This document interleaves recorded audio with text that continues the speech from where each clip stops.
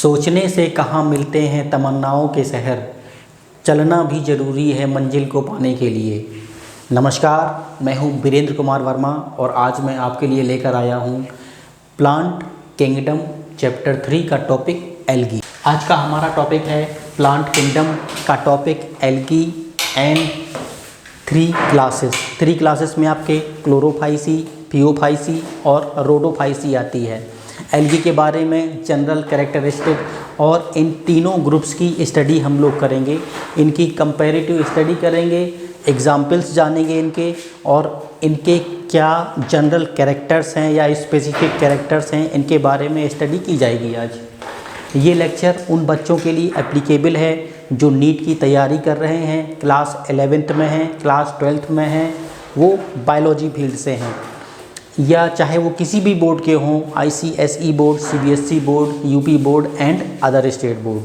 तो जो नीट की फील्ड में या बायोलॉजी की फील्ड में अपना कैरियर जमाना चाहते हैं, उन बच्चों के लिए ये लेक्चर एप्लीकेबल होगा। तो आइए शुरू करते हैं आज का लेक्चर। हमको क्या पढ़ना है? आज का हमारा टॉपिक है एल्गी। हमको एल्गी में पढ़ना है कैरेक्टरिस्टिक ऑफ एल्गी। एल्गी के क्या क्या कैरेक्टरिस्टिक है ये हमें स्टडी करनी है, और क्लासिफिकेशन ऑफ एल्गी, एल्गी का जो क्लासिफिकेशन है वो स्टडी करना है। According to Whittaker system of classification, algae को 3 क्लासेस में बांटा गया है। ये हैं chlorophyceae, phaeophyceae and rhodophyceae. Chlorophyceae को हम ग्रीन एल्गी बोलते हैं। इसमें एग्जाम्पल आते हैं स्पाइरोगाइरा, यूलोथ्रिक्स, क्लेमाइडोमोनास, और फिर है ब्राउन एल्गी। ब्राउन एल्गी में बहुत बड़े बड़े एल्गी होते हैं, इनमें एग्जाम्पल आता है कैल्प्स, और लास्ट में रेड एल्गी। रेड एल्गी में एग्जाम्पल आता है ग्रेसिलेरिया। तो आइए शुरू करते हैं, इनके और एग्जाम्पल्स भी आगे हम लोग जानेंगे।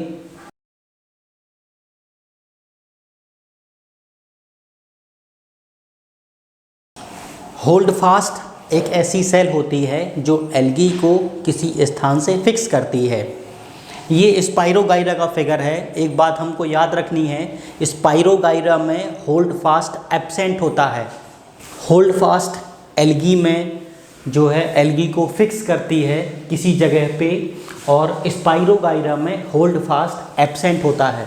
ये 3 फिगर देख रहे हैं आप। ये है यूलोथ्रिक्स, इसमें होल्ड फास्ट प्रेजेंट है। ये ग्रीन एल्गी का मेंबर है, यानी क्लोरोफाइसी का सदस्य है। ये फ्यूकस का सदस्य है, फ्यूकस है एल्गी, फ्यूकस।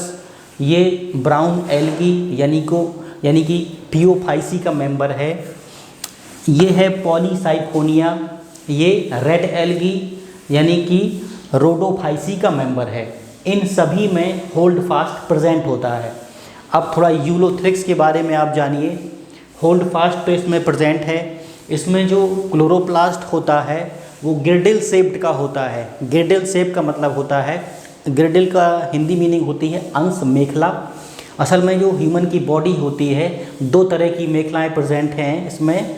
जो सीने की बोन होती है उसे कहते हैं अंश मेखला यानी पेक्टोरल गिरडिल, और जो कमर की हड्डी होती है, कमर की पूरी बोन, कंपोजिट बोन जो होती है, उसे कहते हैं पेल्विक गिरडिल। तो इसका शेप जो हम सामने से देखेंगे वो पेक्टोरल गिरडिल की तरह दिखाई देगा, अंश मेखला की तरह क्लोरोप्लास्ट। और अगर इसका नीचे से हम फिगर देखेंगे तो इसका जो शेप है वो घोड़े की नाल की तरह दिखाई देगा, यानी हॉर्स शू शेप की तरह। ठीक है। इसमें एक स्ट्रक्चर आप देख रहे होंगे पायरिनॉइड्स। इसमें प्रोटीन और स्टार्च का संश्लेषण होता है।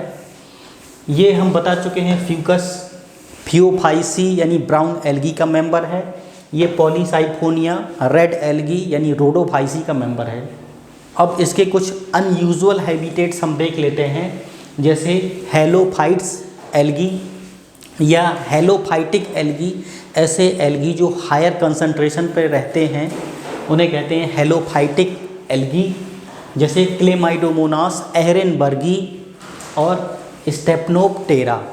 नेक्स्ट है इपीफाइटिक एल्गी। ऐसे एल्गी जो दूसरे प्लांट के ऊपर उगते हैं, इनका नाम है ऊडोगोनियम। नेक्स्ट है इपीजोइक एल्गी। ऐसे एल्गी जो किसी एनिमल, किसी वर्टिब्रेट के ऊपर उगते हैं या ऊपर रहते हैं उसे कहते हैं एपिजोइक एल्गी। इसका नाम है क्लेडोफोरा क्रिस्पेटा।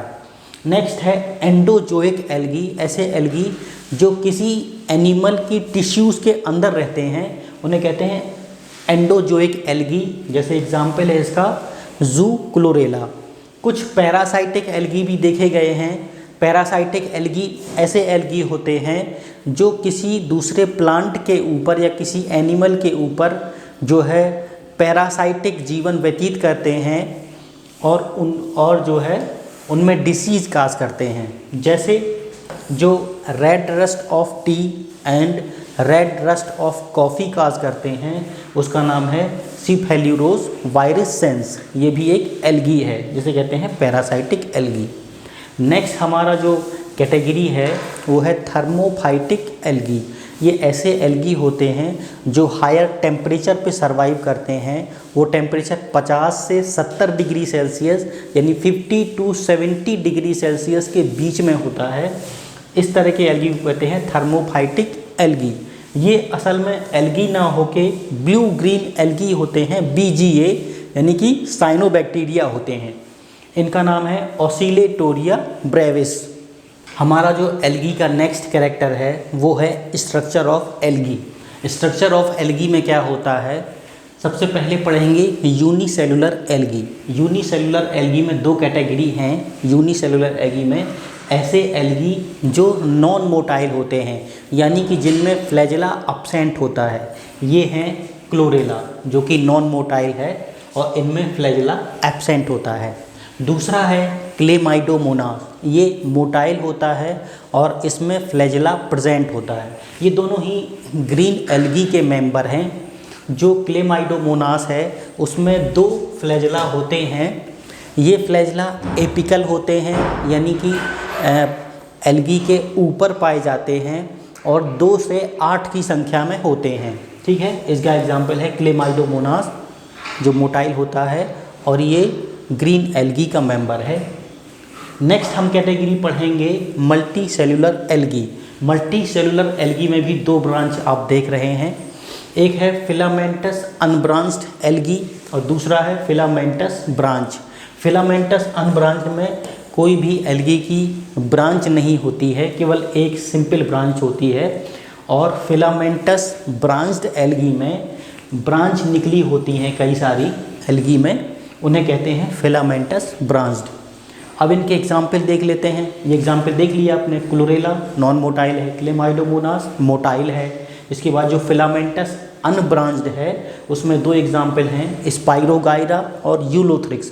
ये दोनों ही ग्रीन एल्गी के मेंबर हैं। ये भी ग्रीन एल्गी है और ये भी ग्रीन एल्गी है। स्पाइरोगाइरा एंड यूलोथ्रिक्स ये दोनों ही ग्रीन एल्गी के मेंबर हैं। इसके बाद फिलामेंटस ब्रांच्ड में आते हैं तो ये क्लेडोफोरा। क्लेडोफोरा भी एक ग्रीन एल्गी है। उसके बाद ब्राउन एल्गी और रेड एल्गी। ब्राउन एल्गी और रेड एल्गी दोनों ही फिलामेंटस ब्रांच्ड एल्गी में आते हैं। नेक्स्ट कैटेगरी हम पढ़ेंगे कॉलोनियल एल्गी। इसका एग्जाम्पल है वॉलवॉक्स। ये एल्गी ऐसे एल्गी होते हैं जो कॉलोनी बना कर रहते हैं यानी कि एक बड़ी सी जो एरिया होता है, ये कहना चाहिए सेल होती है, उसमें ये बहुत सारे वॉलवॉक्स रहते हैं। ये मोटाइल होते हैं और इनका कॉमन फ्लूइड होता है। अच्छा, अब एक चीज़ और, पहले आपने पढ़ा मल्टी सेलुलर एल्गी, अब पढ़ रहे हैं आप कॉलोनियल एल्गी या कोलोनियल एल्गी। तो दोनों में अंतर क्या है?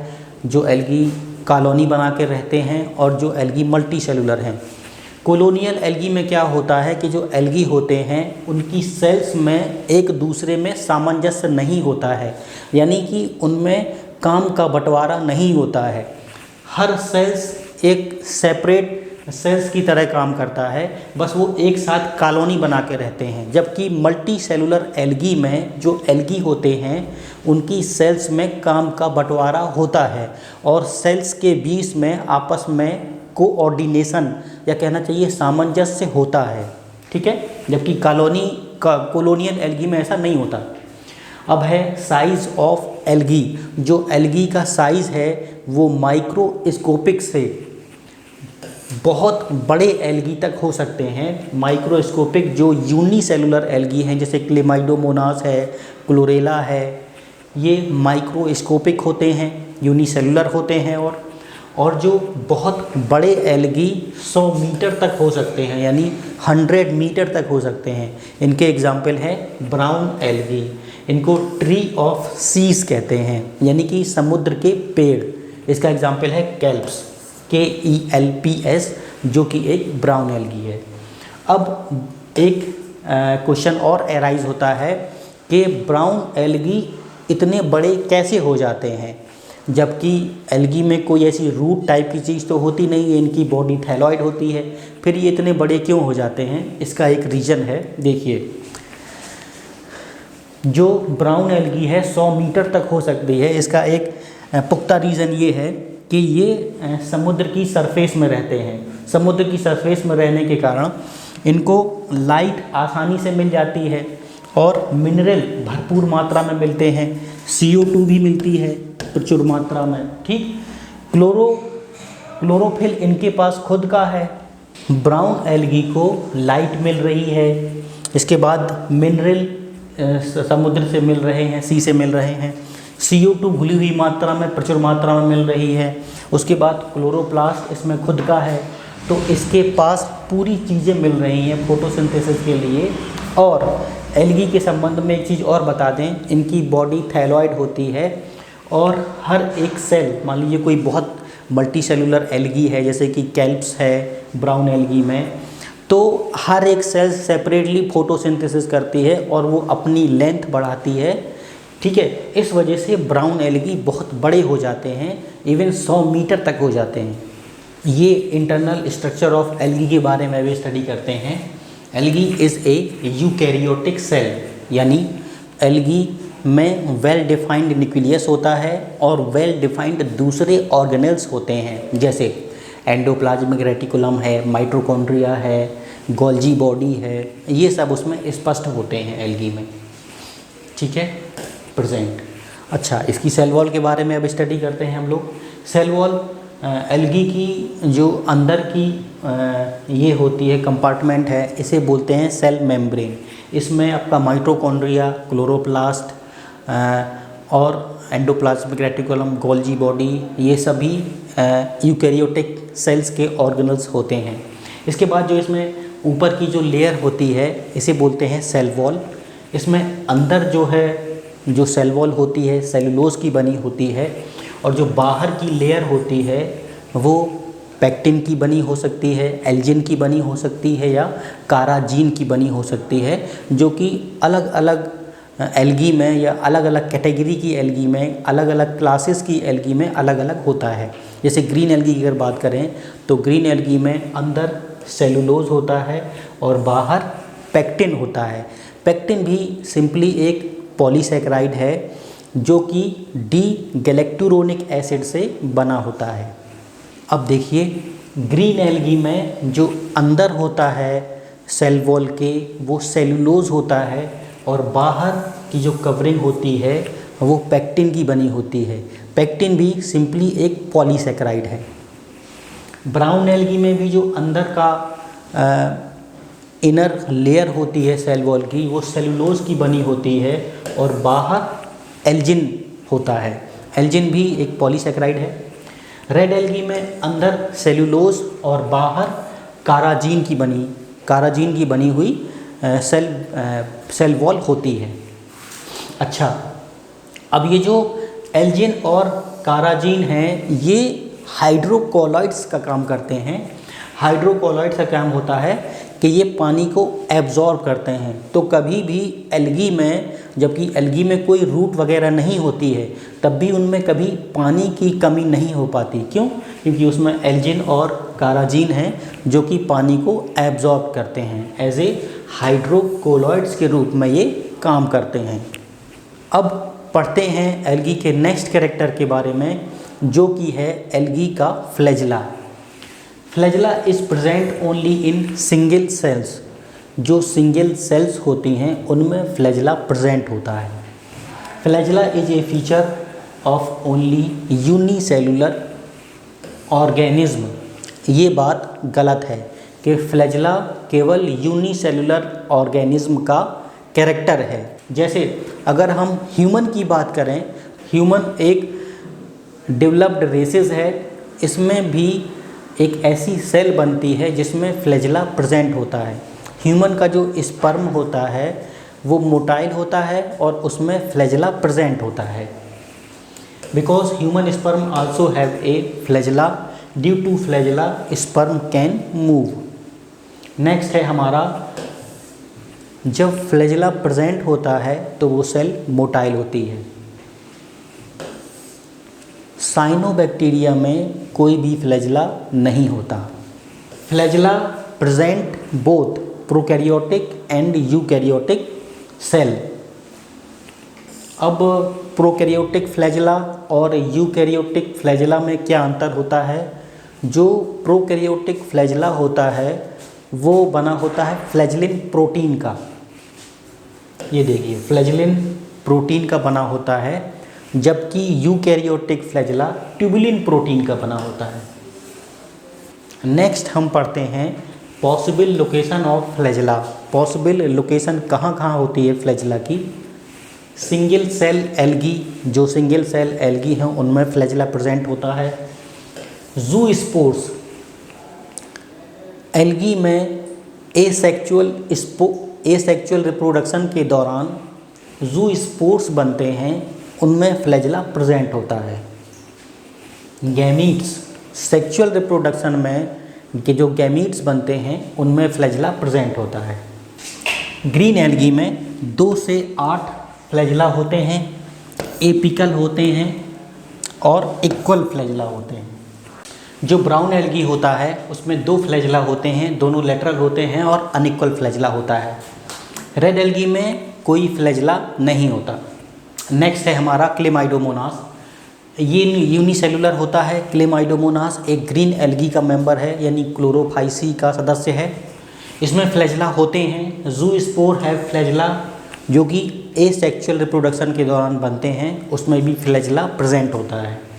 गैमीट्स में भी फ्लैजेला होता है, ये क्लेमाइडोमोनास का बता रहे हैं। उसके बाद क्लोरेला एक यूनिसेलुलर एल्गी है, नॉट है फ्लैजेला, नॉन मोटाइल। ये नॉन मोटाइल होता है और इसमें फ्लैजेला नहीं होता। जूस्पोर्स और गैमीट्स में ज़रूर इसमें फ्लैजेला होता है। उसके बाद प्रॉपर्टीज़ ऑफ जूस्पोर। जूस्पोर की जो प्रॉपर्टी है वो देख लेते हैं। ये सिंगल सेल होते हैं और हैप्लॉइड होते हैं। क्यों? क्योंकि ये हैप्लॉइड एल्गी से बनते हैं, इसलिए ये हैप्लॉइड होते हैं। जो एल्गी की लाइफ साइकिल है वो हैप्लोन्टिक होती है, यानी अधिकतर उसमें हैप्लॉइड स्टेज ही बनी रहती है, तो इसलिए वो जूस्पोर बनते हैं, एसेक्सुअल रिप्रोडक्शन के दौरान बनते हैं, ये हैप्लॉइड होते हैं। Undergo mitosis to form filament. Zoospores की जब माइटोसिस होती है तो एक नया एल्गी बनता है। ये मोटाइल होते हैं और माइक्रोस्कोपिक होते हैं। नेक्स्ट है ब्रायोफाइटा एंड टेरिडोफाइटा। इसमें जूस्पोर अब्सेंट होता है, ओनली मेल गैमीट जो मोटाइल होती है उसमें फ्लैजेला प्रेजेंट होता है। जिम्नोस्पर्म और एंजियोस्पर्म में जूस्पोर नहीं बनते हैं। ठीक, गैमीट्स भी नॉन मोटाइल होता है, यानी गैमीट्स में ये फ्लैजेला नहीं बनता। इसका एक्सेप्शन है साइकस। हमको साइकस याद रखना होगा। ये एक जिम्नोस्पर्म है और मेल गैमीट में इसके फ्लैजेला होता है। अब बात करते हैं पिगमेंट्स की। पिगमेंट में एल्गी हैव क्लोरोप्लास्ट, ये तो मालूम है, एल्गी ऑटोट्रोपिक होते हैं, इनमें क्लोरोप्लास्ट होते हैं। ग्रीन एल्गी में क्लोरोफिल ए और क्लोरोफिल बी होता है। उसके बाद ब्राउन एल्गी में क्लोरोफिल ए और क्लोरोफिल सी होता है। इसको बोलते हैं हम थियोफाइसी। ठीक है, तो इसमें क्लोरोफिल ए और क्लोरोफिल सी होता है। याद रखिएगा प्रोनाउंसिएशन से। इसका जो नाम है थियोफाइसी है और इसमें क्लोरोफिल ए और सी है। इसमें फ्यूकोजेंथिन नाम का जेंथोफिल होता है, जिसकी वजह से इसका कलर ब्राउन होता है। नेक्स्ट है रेड एल्गी। रेड एल्गी में क्लोरोफिल ए और क्लोरोफिल डी होता है। याद रखिएगा प्रोनाउंसिएशन रोडोफाइसी। यानी RHODO, तो क्लोरोफिल ए और डी, क्योंकि क्लोरोफिल ए है वो यूनिवर्सल क्लोरोफिल होता है, जो भी ऑटोट्रोपिक ऑर्गेनिज्म होंगे उसमें क्लोरोफिल ए ज़रूर होगा, ठीक है। तो इसमें होता है क्लोरोफिल ए और डी, और इसमें जो पिगमेंट होता है एक नया फाइकोएरिथ्रिन होता है। फाइकोएरिथ्रिन के कारण इसका जो कलर होता है वो रेड होता है, और इसमें एक जैंथोफिल फ्यूकोजैंथिन होता है जिसके कारण ये कलर ब्राउन होता है। जो साइनोबैक्टीरिया है उसमें केवल क्लोरोफिल ए होता है, क्लोरोफिल बी उसमें एब्सेंट होता है। अब वो पिगमेंट्स की बात हमने बताई थी आपको, जो क्लोरोफिल ए हैं वो यूनिवर्सल पिगमेंट होता है। ये किस किस में प्रेजेंट होता है? ये साइनोबैक्टीरिया में प्रेजेंट है, प्रोटिस्टा में प्रेजेंट है, प्रोटिस्टा में डायटम्स में प्रेजेंट है, डाइनोफ्लैजेलेट्स में प्रेजेंट है, और यूग्लिनोइड्स में प्रेजेंट है। प्लांट किंगडम में ये सब में प्रेजेंट है, algae, bryophyte, pteridophyte, gymnosperm and angiosperm. Chlorophyll b जो होता है ये यूग्लिनोइड्स में प्रेजेंट है, ध्यान रखिएगा। प्रोटिस्टा में कौन सा ग्रुप है? यूग्लिनोइड्स। ग्रीन एल्गी में प्रेजेंट है बी, ब्रायोफाइट, टेरिडोफाइट, जिम्नोस्पर्म और एंजियोस्पर्म में भी क्लोरोफिल बी है। अब इनके स्टोरेज मटेरियल के बारे में जान लेते हैं हम लोग। जो प्लांट का स्टोरेज मटेरियल होता है वो स्टार्च होता है, एनिमल का स्टोरेज मटेरियल होता है वो ग्लाइकोजन होता है। ये अपना फूड बनाते तो एज ए ग्लूकोज के रूप में है, लेकिन इनका स्टोरेज मटेरियल अलग अलग होता है। तो देख लेते हैं किसमें कौन सा स्टोरेज मटेरियल होता है। All algae synthesis food in the form of glucose but storage in different form. जैसे जो ग्रीन एल्गी है उसमें स्टार्च एंड ऑयल के रूप में फूड रिजर्व रहता है, और जो ब्राउन एल्गी है उसमें लेमिनेरियन, स्टार्च एंड मैनिटॉल के रूप में फूड स्टोर होता है। ये लेमिनेरियन, स्टार्च एवं मैनिटॉल स्टार्च की तरह के कार्बोहाइड्रेट हैं जो कि ब्राउन एल्गी में पाए जाते हैं और फूड स्टोरेज का काम करते हैं। रेड एल्गी में जो फूड स्टोर होता है वो फ्लोरिडियन स्टार्च के रूप में होता है। नेक्स्ट है हमारा न्यूट्रिशन। न्यूट्रिशन जो सारे एल्गी कैटेगरी हैं सेम ही होता है उसमें न्यूट्रिशन। ऑक्सीजनिक फोटोसिंथेसिस इनमें होती है। All algae photosynthetic, oxygenic photosynthesis करते हैं, यानी फोटोसिंथेसिस करते हैं ये, और oxygen as a by product के रूप में निकलता है। जैसे कि ऑल प्लांट किंगडम में होता है बिल्कुल वैसे ही एल्गी में भी होता है। Chlorophyll A and P S system compulsory for oxygenic photosynthesis. जो ऑक्सीजनिक फोटोसिंथेसिस होती है उसके लिए क्लोरोफिल ए चाहिए आपको, और फोटो सिस्टम सेकेंड चाहिए, क्योंकि फोटो सिस्टम सेकेंड के जो कैरियर्स होते हैं वो H2 की फोटोलिसिस में हेल्प करते हैं और एज ए बाई प्रोडक्ट के रूप में ऑक्सीजन निकलता है। अब जो ब्लू ग्रीन एल्गी हैं उनमें क्लोरोफिल ए तो रहता है लेकिन फोटो सिस्टम सेकेंड के कैरियर्स नहीं होते, इसलिए वो सन की लाइट को ट्रैप करके एटीपी तो बनाते हैं लेकिन H2O की फोटोलिसिस नहीं कर पाते, जिससे oxygen as a by product के रूप में नहीं बनती है। इनके एग्जाम्पल हैं रोडोस्पाइरिलम एंड क्लोरोनीमा। और जितने भी ब्लू ग्रीन एल्गी हैं वो ऑक्सीजन नहीं बनाते हैं, अधिकतर ब्लू ग्रीन एल्गी ऑक्सीजन नहीं बनाते हैं क्योंकि उनमें फोटो सिस्टम सेकेंड अब्सेंट होता है। आप सभी से गुजारिश है प्लीज़ मेरे चैनल को लाइक करिए, शेयर करिए, सब्सक्राइब करिए और कमेंट ज़रूर करिएगा। अब एल्गी के रिप्रोडक्शन की बात करते हैं। एल्गी में रिप्रोडक्शन 3 तरीके से होता है। एक वेजिटेटिव रिप्रोडक्शन होता है, दूसरा एसेक्सुअल रिप्रोडक्शन होता है और तीसरा सेक्सुअल रिप्रोडक्शन होता है। वेजिटेटिव रिप्रोडक्शन में algae have thalloid structure, it undergo fragmentation. Algae का जो स्ट्रक्चर होता है थैलस टाइप का होता है, हमने बताया था। इसमें रूट, लीफ, स्टेम ये कुछ भी नहीं होते हैं, केवल एक थैलस होता है, ठीक है। तो ये जो है थैलस छोटे छोटे टुकड़ों में टूट जाता है और हर टुकड़ा एक नए एल्गी को जन्म देता है। ये कहलाता है fragmentation. Fragmentation occur in multicellular algae absent in unicellular algae such as chlamydomonas and chlorella. जो फ्रेगमेंटेशन है वो मल्टी सेलुलर एल्गी की प्रॉपर्टीज़ है, यूनिसेलुलर एल्गी में ये एब्सेंट होता है। Algae, fungi, bryophyta show fragmentation. Fragmentation किस किस में होता है? एल्गी में होता है, ब्रायोफाइटा में होता है और फंजाई में होता है। एल्गी में जो एसेक्सुअल रिप्रोडक्शन है वो ज़ूस्पोर्स के द्वारा होता है। Algae produce 2 types of spores. These spores are product of mitosis. ये माइटोसिस के द्वारा बनते हैं स्पोर्स। जो मोटाइल स्पोर्स होता है उसे ज़ू स्पोर बोलते हैं और जो नॉन मोटाइल स्पोर्स होता है उसे एप्लेनो स्पोर्स बोलते हैं। जो ग्रीन एल्गी है उसमें जो ज़ू स्पोर बनता है उसमें 2 से 8 फ्लैजिला होते हैं। ये फ्लैजिला एपिकल होते हैं और इक्वल होते हैं साइज़ में। इस तरह इसके सीड्स में ये 2 फ्लैजिला होते हैं, 2 से 8 हो सकते हैं। ये फ्लैजिला इक्वल होंगे और एपिकल होंगे। जो ब्राउन एल्गी है उसमें जो ज़ू स्पोर बनते हैं उसमें 2 फ्लैजिला होते हैं। दोनों फ्लैजिला अनइक्वल होते हैं और लेटरल पाए जाते हैं, यानी कि ये सीड्स में ना होके एक इधर होगा तो एक इधर होगा। ठीक है। नेक्स्ट है एप्लेनोस्पोर।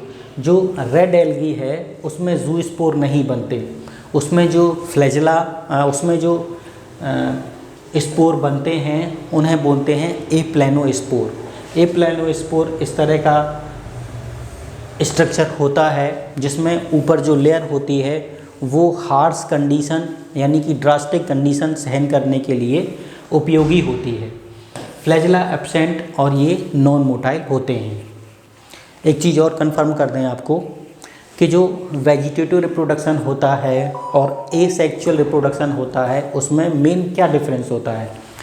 जो वेजिटेटिव रिप्रोडक्शन होता है और जो एसेक्सुअल होता है मेनली अगर साइंटिफिकली देखे जाएं तो दोनों सेम होते हैं। क्यों? क्योंकि वेजिटेटिव में भी जो डॉटर या सन बनते हैं यानी कि जो नेक्स्ट जनरेशन होती है उसके मॉर्फोलॉजी और जेनेटिकली सेम कैरेक्टर होते हैं, उसमें कोई चेंज नहीं होता।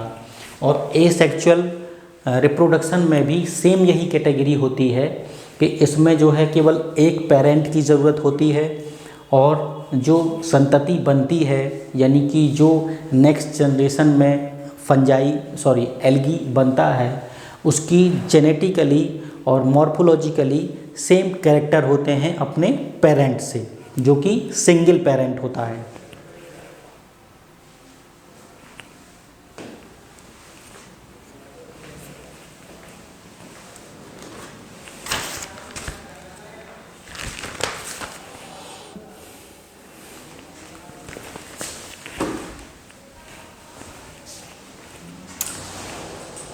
वेजिटेटिव रिप्रोडक्शन में जैसे एल्गी में जो होता है वेजिटेटिव रिप्रोडक्शन उसमें बॉडी फ्रेगमेंट्स में टूटती है और जितने भी फ्रेगमेंट्स उसके बनते हैं टुकड़े होते हैं वो हर एक टुकड़ा नए एल्गी को जन्म देता है।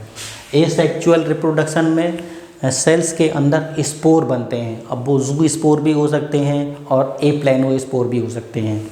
ये स्पोर बाद में जो है ग्रो करके नए एल्गी को जन्म देते हैं। ये एसेक्सुअल स्पोर्स यानी एसेक्सुअल रिप्रोडक्शन के द्वारा बनाया हुआ एक नया एल्गी है। इसमें एल्गी की किसी सेल्स में ज़ू स्पोर बनते हैं यानी कि वो तो या तो ग्रीन एल्गी होगा या फिर वो ब्राउन एल्गी होगा, यानी क्लोरोफाइसी का मेंबर होगा या फिर फियोफाइसी का मेंबर होगा। क्योंकि रोडोफाइसी में ज़ू स्पोर नहीं बनते हैं, उसमें एप्लेनो स्पोर बनते हैं। तो ज़ू स्पोर जो कि मोटाइल हैं वो किसी सेल में बन जाते हैं, ये एसेक्सुअल स्पोर होते हैं और ये माइटोसिस के द्वारा बनते हैं। क्योंकि एल्गी की जो बॉडी होती है वो हैप्लॉइड होती है, तो माइटोसिस के द्वारा बन गए। अब जब ज़ू स्पोर रिलीज़ होंगे तो हर एक ज़ूस्पोर एक नए एल्गी को जन्म देगा, ठीक है, जो कि सिंगल पेरेंट से बनते हैं और जेनेटिकली ये उस सिंगल पेरेंट से सेम होते हैं। जो रेड एल्गी होती है वो ज़ूस्पोर नहीं बनाते हैं, वो एप्लेनोस्पोर बनाते हैं। एप्लेनोस्पोर की जो बाहर की कवरिंग होती है वो हार्श कंडीशन यानी ड्रास्टिक कंडीशन सहने के लिए बहुत ही हार्ड होती है। अब बात करते हैं सेक्सुअल रिप्रोडक्शन की। एल्गी में जो सेक्सुअल रिप्रोडक्शन होता है वो उसके गैमीट के हिसाब से 3 तरह का होता है, आइसोगैमस, एनआइसोगैमस और ऊगैमस, ठीक है। In sexual reproduction 3 types of gamete fused to form zygote. असल में जो आइसोगेमस टाइप का सेक्सुअल रिप्रोडक्शन होता है उसमें जो गैमीट होते हैं वो सेम होते हैं, उसमें कोई मार्फोलॉजिकली या फिजियोलॉजिकली कोई डिफरेंस नहीं होता। तो हम ये देख के नहीं बता सकते कि कौन सा गैमीट फीमेल है और कौन सा मेल है, ठीक है। ये नॉन मोटाइल टाइप के गैमीट्स हैं। इसका एग्जांपल है स्पाइरोगाइरा में ये बनते हैं, इनमें फ्लैजेला एब्सेंट होता है। कुछ मोटाइल गैमीट्स भी बनते हैं, इसमें जो फ्लैजेला होता है वो प्रेजेंट होता है। इसके एग्जांपल हैं क्लेमाइडोमोनास, यूलोथ्रिक्स और क्लेडोफोरा। ये तीनों ही ग्रीन एल्गी यानी क्लोरोफाइसी के मेंबर होते हैं। हमारी जो नेक्स्ट कैटेगरी है सेक्सुअल रिप्रोडक्शन की वो एनाइसोगेमस है। इसमें मॉर्फोलॉजिकली गैमीट्स डिफरेंट होते हैं। एक जो बड़ा होता है गैमीट उसे हम फीमेल गैमीट कह सकते हैं या एग से कंपेयर कर सकते हैं। जो छोटा गैमीट होता है उसे हम मेल गैमीट कहते हैं या स्पर्म कह सकते हैं।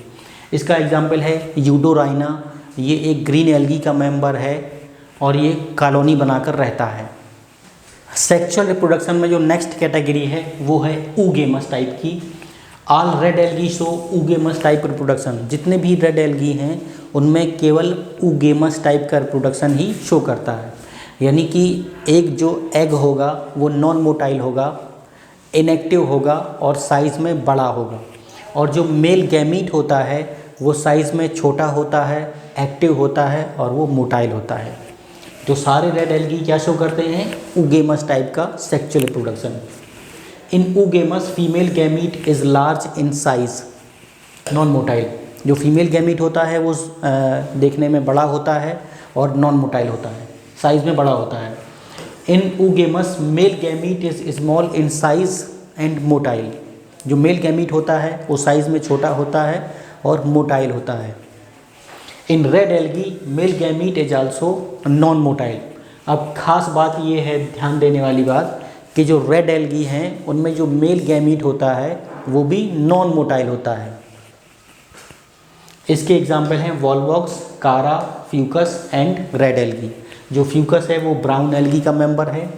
वॉलवॉक्स और कारा ये दोनों ही ग्रीन एल्गी हैं और ये रेड एल्गी ऊगेमस टाइप का प्रोडक्शन शो करता है। ब्रायोफाइटा हो, टेरिडोफाइटा हो, जिम्नोस्पर्म हो या एंजियोस्पर्म हो, ये सब ऊगेमस टाइप का प्रोडक्शन शो करते हैं। जो रेड एल्गी होते हैं वो जिम्नोस्पर्म होते हैं वो, और जो एंजियोस्पर्म होते हैं इनके जो मेल गैमीट होते हैं वो नॉन मोटाइल होते हैं। एल्गी में नेक्स्ट है sex organ in algae. Algae के जो सेक्स ऑर्गन होते हैं वो कौन कौन से हैं और वो क्या फंक्शन करते हैं ये देख लेते हैं हम लोग। सिंस एल्गी इज़ हैप्लॉइड, चूँकि एल्गी हैप्लॉइड है इसके लिए जो सेक्स ऑर्गन होते हैं वो भी हैप्लॉइड होते हैं और गैमीट प्रोड्यूस होते हैं माइटोसिस के द्वारा। In isogamous and anisogamous fertilization occur in water. जो आइसोगेमस है और जो एनाइसोगेमस टाइप का सेक्सुअल रिप्रोडक्शन है वो होता है वाटर में। Oogamous fertilization occur in oogonium. जो ऊगेमस टाइप का सेक्सुअल रिप्रोडक्शन है वो ऊगोनियम में होता है, यानी फीमेल गैमीटोफाइट में होता है। इसे हम कहते हैं इंटरनल फर्टिलाइजेशन। नेक्स्ट है जो मेल सेक्स ऑर्गन है उसे बोलते हैं एंथ्रीडियम और जो फीमेल सेक्स ऑर्गन है उसे बोलते हैं ऊगोनियम। नेक्स्ट है हमारा बाइसेक्सुअल एल्गी और मोनोइसियस स्पीसीज, एग्जाम्पल कारा। कुछ एल्गी ऐसे होते हैं जो बाइसेक्सुअल होते हैं, यानी कि उसमें फीमेल और मेल गैमीट एक ही थैलस में बनते हैं, उन्हें कहते हैं बाइसेक्सुअल एल्गी। और एक दूसरा टर्म याद रखिएगा आप, मोनोइसियस। मोनोइसियस मतलब सेम थैलस में दोनों गैमीट बनते हैं, मेल भी और फीमेल भी, एग्जाम्पल है कारा। अब है यूनिसेक्सुअल एल्गी। कुछ एल्गी ऐसे होते हैं जिनमें मेल थैलस अलग होता है और फीमेल थैलस अलग होता है, इस तरह के एल्गी को हम बोलते हैं यूनिसेक्सुअल एल्गी। और एक दूसरा टर्म आता है डाइओइसियस, ठीक है, मोनोइसियस और डाइओइसियस, इसमें 2 डिफरेंट थैलस होते हैं डाइओइसियस में। इसका एग्जाम्पल है क्लेमाइडोमोनास, ठीक है। तो 2 टर्म याद रखने हैं हमको, मोनोइसियस और डाइओइसियस। मोनोइसियस मतलब बाइसेक्सुअल, यानी दोनों ही थैलस सेम, दोनों ही गैमीट सेम थैलस में बनेंगे। और डाइओइसियस मतलब जो गैमीट हैं वो अलग अलग थैलस में बनेंगे, यानी कि 2 मेंबर होंगे, एक मेल और एक फीमेल। अब जो पढ़ते हैं सेक्स ऑर्गन कैसे होते हैं, jacketed and non jacketed sex organs के बारे में। In algae sex organ is not jacketed. जो एल्गी होते हैं उसमें सेक्स ऑर्गन नॉट जैकेटेड होते हैं, यानी उसमें जैकेट नहीं होता, या कह सकते हैं नॉन जैकेटेड होते हैं। जबकि और दूसरी कैटेगरीज जैसे ब्रायोफाइटा है, टेरिडोफाइटा है, जिम्नोस्पर्म है, एंजियोस्पर्म है, इनमें जो सेक्स ऑर्गन होते हैं वो जैकेटेड होते हैं और वो जैकेट स्टेराइल होती है। In bryophyta sex organ is jacketed, jacketed is sterile and gamete is formed inside inner fertile cells. जो जैकेट होती है ब्रायोफाइटा में वो स्टेराइल होती है, और जो स्पर्म बनते हैं उस सेक्स ऑर्गन के अंदर बनते हैं। यही कहानी इनकी भी है, ब्रायोफाइटा, टेरिडोफाइटा, जिम्नोस्पर्म और एंजियोस्पर्म में सेक्स ऑर्गन जैकेटेड होते हैं। एल्गी में सेक्स ऑर्गन नॉन जैकेटेड होते हैं। अब इस जैकेटेड एंड नॉट जैकेटेड का कॉन्सेप्ट समझ लेते हैं। जो एल्गी होता है उसमें जो सेक्स ऑर्गन होते हैं वो नॉट जैकेटेड होते हैं, यानी कि जो सेक्स ऑर्गन के ऊपर कोई जैकेट नहीं होता। Sex organ is not jacketed या नॉन जैकेटेड। इसमें इस तरह के जो सेल्स हैं ये और अंदर की सेल्स हैं ये both involve in gamete formation. दोनों ही तरह की सेल्स गैमीट फॉर्मेशन में हिस्सा लेती हैं।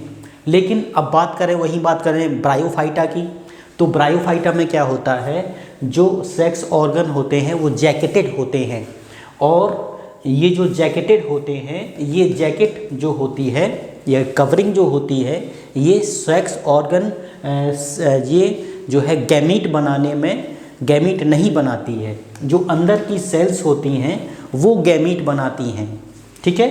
तो ब्रायोफाइटा में जो क्या कहते हैं सेक्स ऑर्गन होते हैं वो जैकेटेड होते हैं, और ये जैकेट किस तरह की होती है, स्टेराइल जैकेट होती है, यानी जैकेट में कोई भी गैमीट नहीं बनता है, गैमीट बनते हैं यहाँ, ठीक है। Bryophyta, pteridophyta, gymnosperm and angiosperm में सेक्स ऑर्गन जैकेटेड होते हैं, और ये जैकेट स्टेराइल होती है। नेक्स्ट टॉपिक की बात करते हैं। नेक्स्ट टॉपिक है alternation of generation in algae. हम जानते हैं कि जो एल्गी हैं वो हैप्लॉन्टिक लाइफ साइकिल व्यतीत करते हैं, यानी पूरे जीवन भर इनमें हैप्लॉइड सेल्स ही होती हैं और बहुत कम समय के लिए डिप्लॉइड सेल्स होती हैं। डिप्लॉइड सेल्स के नाम पर इनमें केवल जाइगोट बनता है, और जाइगोट जैसे ही बनता है उसमें जाइगोटिक मियोसिस हो जाती है। जाइगोटिक मियोसिस के बाद दोबारा से हैप्लॉन्टिक लाइफ साइकिल ही चलने लगती है, यानी कि पूरी लाइफ साइकिल में हैप्लॉन्टिक लाइफ साइकिल ही होती है। लेकिन इसमें कुछ अपवाद भी हैं, एक्सेप्शन भी हैं जो हमें पढ़ने हैं। Life cycle in algae is termed as haploid. Sporophytic generation is represented only in cells zygote, केवल जाइगोट ही स्पोरोफाइटिक जनरेशन को रिप्रेजेंट करता है। But some exceptions are occurred, लेकिन कुछ एक्सेप्शन भी हैं, जैसे ग्रीन एल्गी में तो कोई एक्सेप्शन देखने को नहीं मिलता है, हैप्लोन्टिक होता है और इसमें जाइगोटिक मियोसिस होती है। लेकिन अब ब्राउन एल्गी की बात करें, वैसे जनरली ब्राउन एल्गी भी हैप्लोन्टिक होता है और इसमें भी जाइगोटिक मियोसिस होती है। लेकिन जो एक्टोकार्पस और कैल्प्स, ये दो जो एल्गी हैं वो एक्सेप्शन हैं इसमें, और इसमें हैप्लोडिप्लोन्टिक लाइफ साइकिल चलती है, यानी कि जाइगोटिक मियोसिस ना होके जाइगोटिक माइटोसिस इसमें होती है, और कुछ समय के लिए इसमें डिप्लॉयड सेल्स होती हैं और कुछ समय के लिए हैप्लॉयड सेल्स होती हैं। नंबर ऑफ डिप्लॉयड सेल्स भी सफिशिएंट मात्रा में होती हैं और नंबर ऑफ हैप्लॉयड सेल्स भी सफिशिएंट मात्रा में होती हैं, इसलिए हम इसको बोलते हैं हैप्लोडिप्लोन्टिक लाइफ साइकिल। दो नाम याद रखेंगे, एक्टोकार्पस एंड कैल्प्स। दूसरा जो एक्सेप्शन है वो है फ्यूकस का एक्सेप्शन है। इसमें जो फ्यूकस की लाइफ साइकिल होती है एंजियोस्पर्म की तरह डिप्लोन्टिक होती है, ठीक है, एंजियोस्पर्म की तरह कैसी होती है, डिप्लोन्टिक, यानी अधिकतर इसमें जो जनरेशन होती है वो स्पोरोफाइटिक जनरेशन होती है, स्पोरोफाइटिक या डिप्लॉयड सेल्स ही होते हैं। क्या नाम है इसका, फ्यूकस, ठीक। अब पढ़ते हैं रेड एल्गी। रेड एल्गी में भी जनरली हैप्लोन्टिक लाइफ साइकिल होती है और इसमें जाइगोटिक मियोसिस होती है, लेकिन एक एक्सेप्शन हमें इसमें भी पढ़ना होगा, वो है पॉलीसाइफोनिया। पॉलीसाइफोनिया में हैप्लोडिप्लोन्टिक टाइप की लाइफ साइकिल होती है, इसमें जाइगोटिक होता है और जाइगोटिक के बाद स्पोरोफाइटिक लाइफ साइकिल इसकी चलती है। तो इसका जो टाइप है वो है हैप्लोडिप्लोन्टिक। हैप्लोडिप्लोन्टिक और किस में चलती है, हैप्लोडिप्लोन्टिक चलती है ब्रायोफाइटा में और टेरिडोफाइटा में, यानी उसमें भी हैप्लॉयड सेल्स और गैमिटोफाइटिक स्टेज काफ़ी लंबे समय तक होती है, और डिप्लॉयड सेल्स और स्पोरोफाइटिक स्टेज भी काफ़ी लंबे समय तक होती है। तो एक्टोकार्पस पॉलीसाइफोनिया में होता है हैप्लोडिप्लोन्टिक। अब एल्गी के इकोनॉमिक इम्पोर्टेंस पढ़ लेते हैं हम लोग। More than 50% CO2 is fix by algae.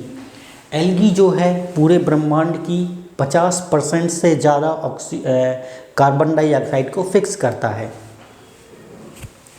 It increases dissolve oxygen near it's environment, जहाँ ये रहते हैं डिसॉल्व ऑक्सीजन को रिलीज़ करते हैं। 70 स्पीसीज से ज़्यादा स्पीसीज फूड के रूप में इस्तेमाल होती हैं। इनके एग्जाम्पल है पोरफायरा, लैमिनेरिया और सारगासम, जो कि एज ए फूड के रूप में इस्तेमाल होता है। कुछ केमिकल जैसे एल्जिन और काराजीन हमें एल्गी से प्राप्त होते हैं। एल्जिन प्राप्त होता है ब्राउन एल्गी से और काराजीन प्राप्त होता है रेड एल्गी से। ये दोनों ही हाइड्रोकोलॉइड्स हैं और वाटर को एब्जॉर्ब करते हैं। जो एल्जिन और काराजीन है इनमें हाइड्रोकोलॉइड की प्रॉपर्टी होती है, यानी कि वाटर होल्डिंग कैपेसिटी इनमें होती है, और जो हम आइसक्रीम बनाते हैं, योगर्ट बनाते हैं या सोया मिल्क बनाते हैं, चॉकलेट मिल्क बनाते हैं, उसमें इन दोनों केमिकल्स का यूज होता है, वो है एल्जिन और काराजीन। अब नेक्स्ट की बात करते हैं। नेक्स्ट एल्गी के एप्लीकेशन हैं जेलिडियम, जो कि एक रेड एल्गी है, ग्रेसिलेरिया, जो कि एक रेड एल्गी है, ये अगार प्रोड्यूस करते हैं। अगार एक सेमी सॉलिडिफाइंग एजेंट है, जो कि प्लेट में या पेट्री प्लेट जिसे कहते हैं उसमें हम उसको पोर करते हैं, और जब वो ठंडा हो जाता है तो उसमें हम बैक्टीरिया या माइक्रोस्कोपिक एल्गी या फंजाई को ग्रो कर सकते हैं। Agar is used in culture of microbe, यानी माइक्रोब को उगाने में इसका यूज़ होता है। Agar is used in jellies and ice cream. Agar चूँकि एक सॉलिडिफाइंग एजेंट है तो इसका उपयोग जेली बनाने में और आइसक्रीम बनाने में भी होता है। अब बात करें क्लोरेला। क्लोरेला एक ग्रीन एल्गी है और स्पाइरुलाइना एक ब्लू ग्रीन एल्गी है। इन दोनों का उपयोग स्पेस ट्रेवलर करते हैं फूड सप्लीमेंट में, प्रोटीन के सोर्स में और ऑक्सीजन के सोर्स के लिए। ये जो है क्लोरेला और स्पाइरुलाइना प्रोटीन का बहुत अच्छा रिच सोर्स माना जाता है और ऑक्सीजन का भी ये रिच सोर्स माना जाता है। हिम्मत मत खोना, अभी बहुत आगे जाना है। जिन्होंने कहा था तेरे बस का नहीं, उन्हें भी करके दिखाना है। आप सभी से पुनः गुजारिश है, प्लीज़ मेरे चैनल को लाइक करिए, शेयर करिए, सब्सक्राइब करिए और कमेंट ज़रूर करिएगा। Thank you, have a nice day.